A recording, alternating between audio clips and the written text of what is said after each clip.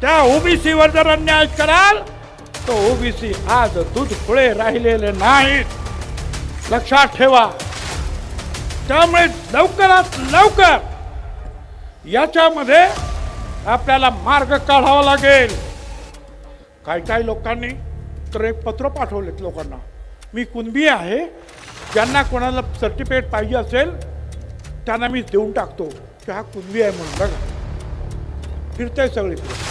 अरे कुठलाही नागपूरचा एखादा कुणबी किंवा कुठला, आणि तो आपल्या कोल्हापूरला सांगणार की हा माणूस कुणबी आहे. काय आहे? अरे कायदा आहे की नाही? मी आता नागपूरचा निघाला म्हणून सांगितलं. नागपूरचं मला आठवलं, नागपूरला मोर्चा काढला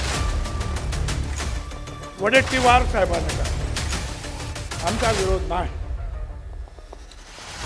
इथेच अंबडला पहिल्यांदा वडेट्टीवार साहेब आले आणि त्यांनी सांगितलं की पक्ष वगैरे बाजूला, हा पिवळा झेंडा हा एकत्र घेऊन आपण जाणार आहोत, लढणार आहोत.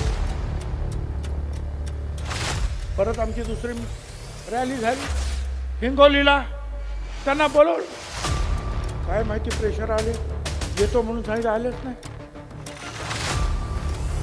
नगरला बोलवलं, अरे या, आलेच नाही. पंढरपूरला रॅली, अरे या, आलंच नाही. अनेक रॅलीज झाल्या, बीडला झाले, अरे या, नाही आले. कुठलं प्रेशर तुमच्यावर होतं? तुम्ही सांगितलं होतं ना की आम्ही ओबीसीला तुमच्या बरोबर राहणार, मग का नाही राह? मला काही आमच्या ज्या संपादकांनी फोन केला, तुम्ही का नाही आलात नागपूरच्या रॅलीला, का नाही आलात सांगू? आहे का रे तो व्हिडिओ? जरा लावा तो व्हिडिओ असेल तर.